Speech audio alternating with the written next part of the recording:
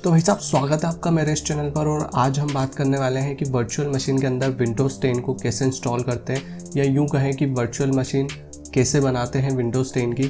तो शुरू करते हैं फिर, और क्या।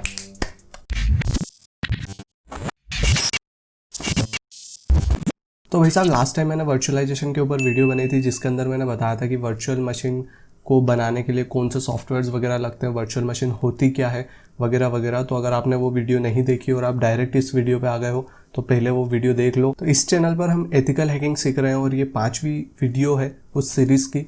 और इसके बाद में भी अभी बहुत सारी वीडियोस आएगी। मैंने लास्ट टाइम ये कहा था कि मैं काली लिनक्स का इंस्टॉलेशन करना सिखाऊंगा, लेकिन मेरे चैनल पर मैंने देखा है कि जो सब्सक्राइबर है मेरे, वो थोड़े से कुछ लोग एडवांस है, कुछ लोग थोड़े से मिडिल में है, इंटरमीडिएट लेवल पे है, और कुछ लोग बहुत ही बिगिनर लेवल पे है।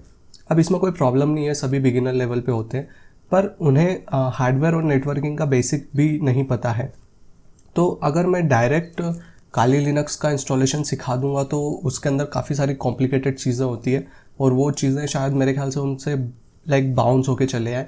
तो इसलिए मैंने सोचा है कि विंडोज़ 10 का इंस्टॉलेशन मुझे पहले सिखाना चाहिए, जिसकी वजह से क्या होगा कि उनका एक माइंडसेट क्लियर हो जाएगा कि क्या क्या इंस्टॉलेशन में होता है और कैसे ये सारी चीज़ें काम करती है, ताकि जब मैं काली लिनक्स की वीडियो बनाऊँ तो उसके अंदर ईजी रहे समझने में, ज़्यादा कॉम्प्लिकेटेड ना हो। तो डायरेक्ट चलते हैं स्क्रीन के ऊपर और इंस्टॉलेशन शुरू करते हैं। तो सबसे पहले तो मैं VMware यूज़ कर रहा हूँ, तो डबल क्लिक करके इसे ओपन कर लेना है, और इसके बारे में मैंने सारी जानकारी पहले दे दी है, तो आप इसे देख लेना। तो यहाँ पर आपको सबसे पहले एक ऑप्शन मिलता है जो कि है क्रिएट न्यू वर्चुअल मशीन का। जैसे ही आप यहाँ पर क्लिक करते हो, यहाँ पर आपको 2 ऑप्शंस मिलते हैं, टिपिकल के साथ में चलेंगे ईजी के हिसाब से।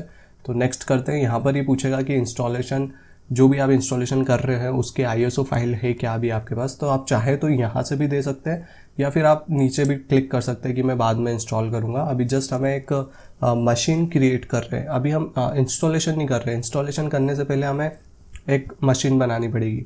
बेसिकली क्या होता है कि जब भी आप कोई कंप्यूटर खरीदने जाते हो तो पहले हार्डवेयर की सारी चीज़ें होती है कि आपको क्या रैम चाहिए, कितनी रैम चाहिए, कितना स्पेस चाहिए, कौन सा प्रोसेसर चाहिए, कितना कोर वाला प्रोसेसर चाहिए, वो सारी चीज़ें होती है। देन इसके बाद आप CD या कह सकते हैं कि USB वगैरह लगाकर आप उसके अंदर ऑपरेटिंग सिस्टम इंस्टॉल करते हैं। तो सेम प्रोसेस यहाँ पर भी है। सबसे पहले आपको अपना हार्डवेयर मतलब एक वर्चुअल मशीन क्रिएट करनी है, देन इसके बाद हम ISO सिलेक्ट करेंगे और उसके बाद हम ऑपरेटिंग सिस्टम इंस्टॉल करेंगे।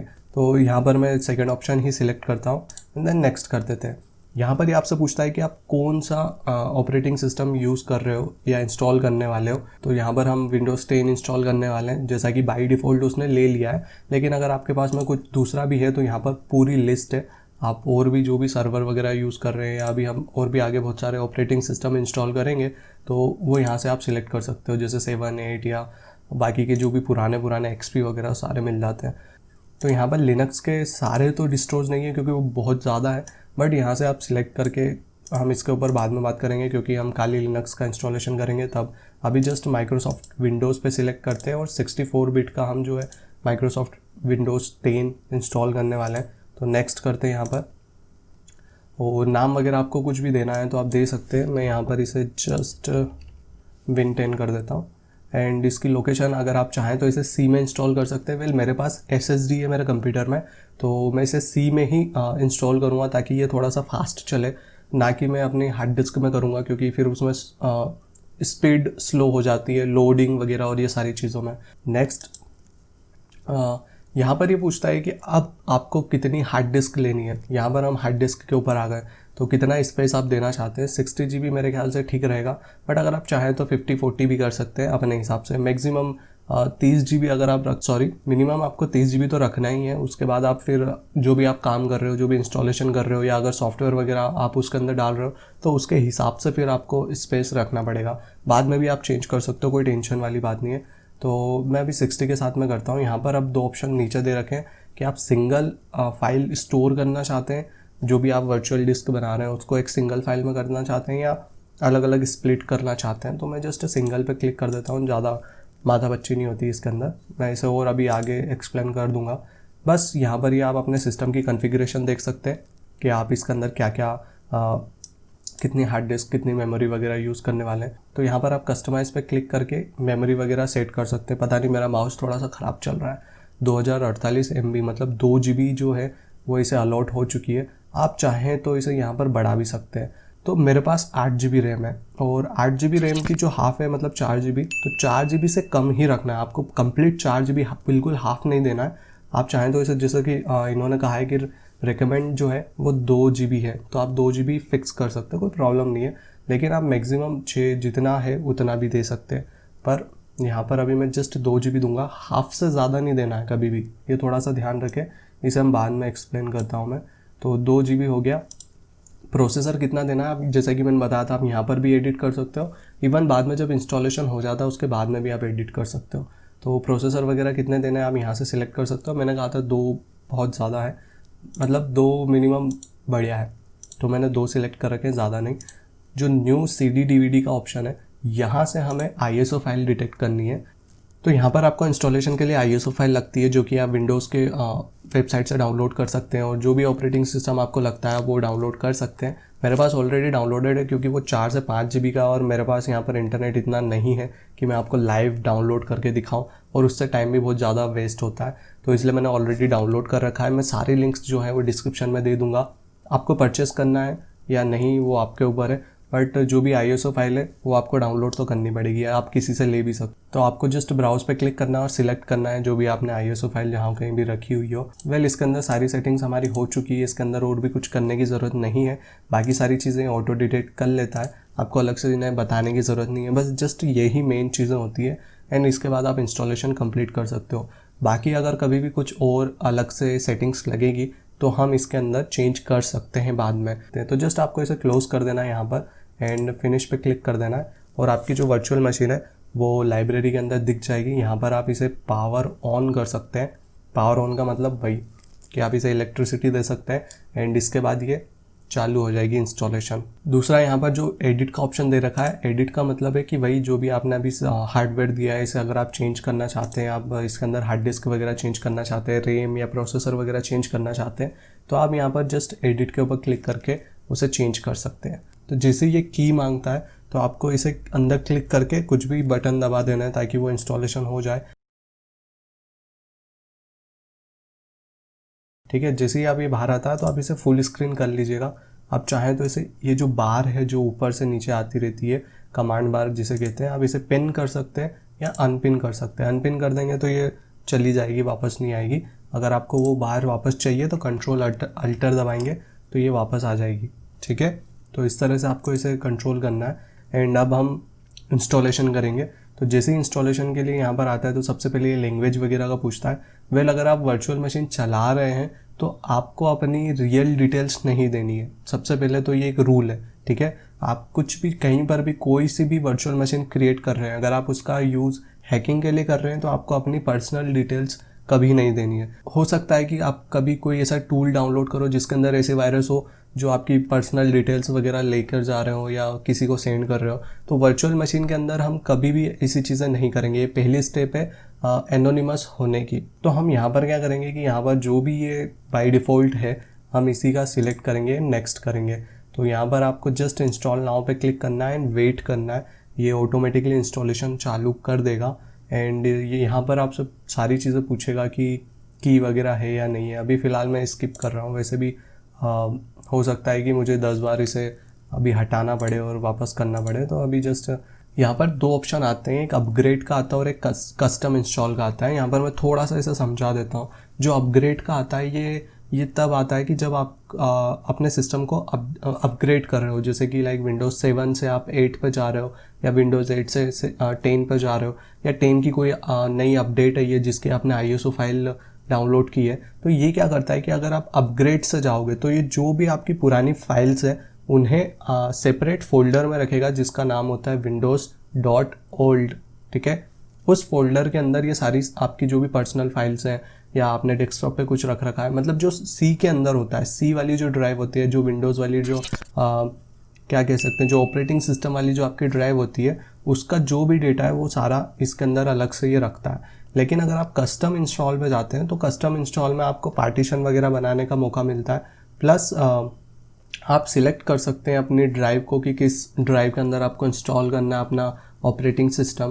प्लस इसके अंदर आप फॉर्मेटिंग कर सकते हैं, जो कि जो भी ये कंप्यूटर हार्डवेयर वाले जो लोग होते हैं जो कि फॉर्मेटिंग के नाम पे 200-250 रुपये ले लेते हैं लोगों से, एंड वो सारी जो भी चीज़ें होती है वो यहाँ से होती है। तो आप इसे फॉर्मेट कर सकते हैं यहीं से, और एकदम क्लीन ड्राइव के अंदर आप इंस्टॉलेशन कर सकते हैं, एकदम फ्रेश इंस्टॉलेशन कर सकते हैं।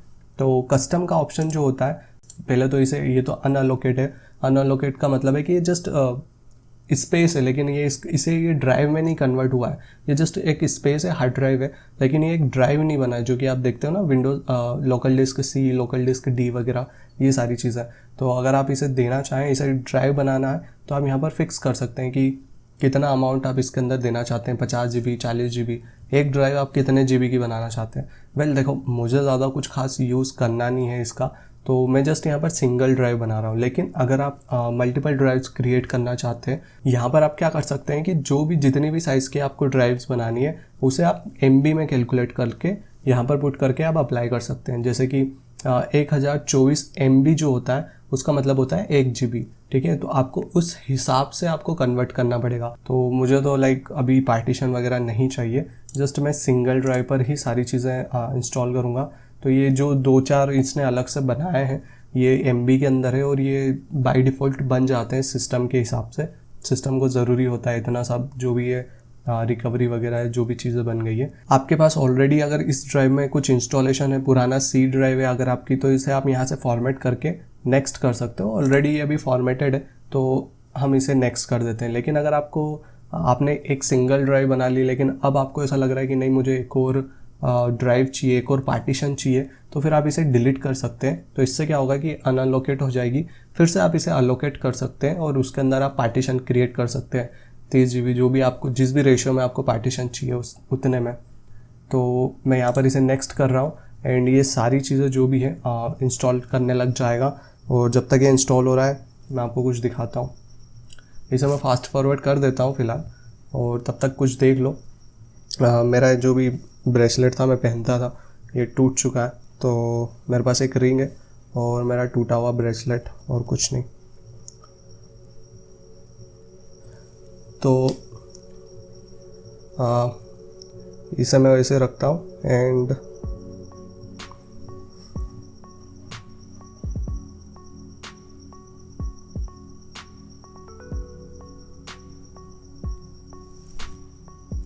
तो ये बढ़िया है।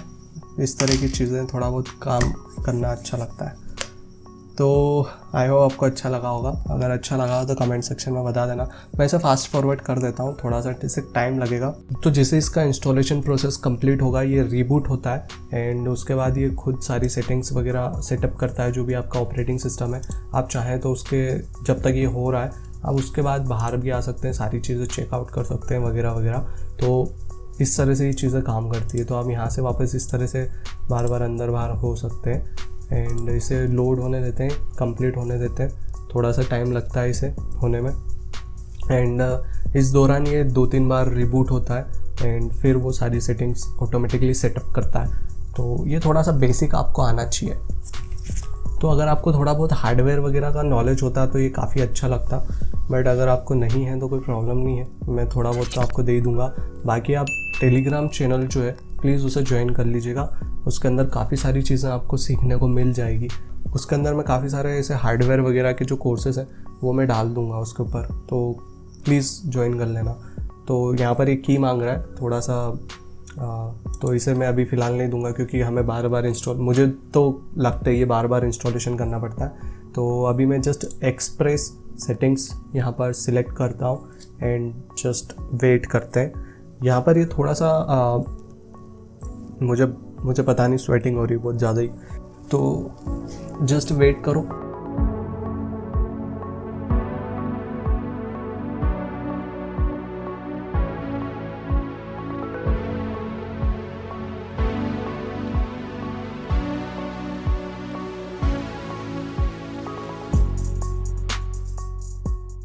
तो जितनी भी बार पूछेगा आपको इसे मना ही करना है और एक्सप्रेस सेटिंग पे क्लिक कर देना है। तो ये यूज़र नेम पूछ रहा है, तो यूज़र नेम आप दे सकते हैं जो भी आपको देना हो। पासवर्ड अभी छोड़ देते हैं, एंड दैट्स इट। हो गया क्या?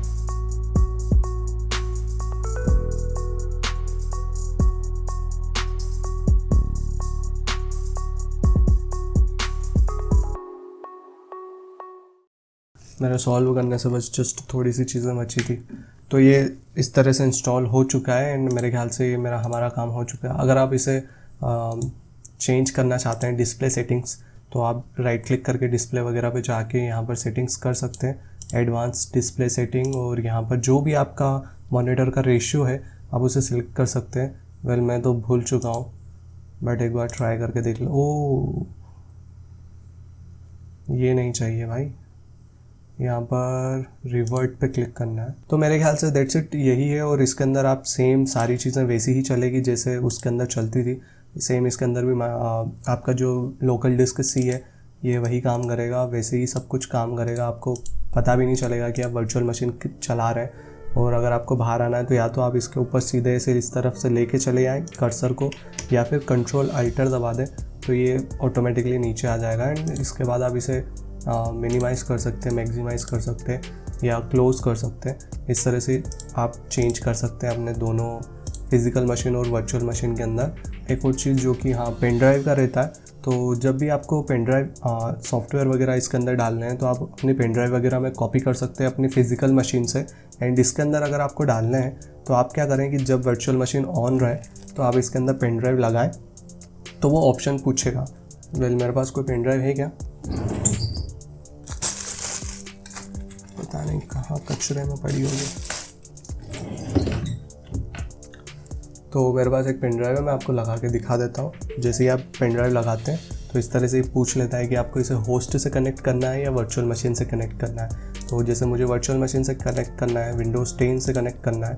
यहाँ पर आप जितनी भी रखोगे आप उतना जितनी भी वर्चुअल मशीन्स होगी वो यहाँ पर दिख जाएगी। शट डाउन करने के लिए आपको यहाँ पर क्लिक करना है, और आप इसे यहाँ से भी डायरेक्ट शट डाउन कर सकते हैं, यहाँ से भी डायरेक्ट शट डाउन कर सकते हैं। तो शट डाउन सेम वैसे ही प्रोसेस पे आप शट डाउन कर सकते हैं। अदरवाइज़ ये जो पॉज का बटन है यहाँ पर जाके शट डाउन गेस्ट पे क्लिक करके उसे शट डाउन कर सकते हैं। इस तरह से ये ऑफ हो जाएगी जो भी आपने इसके अंदर पावर दी है।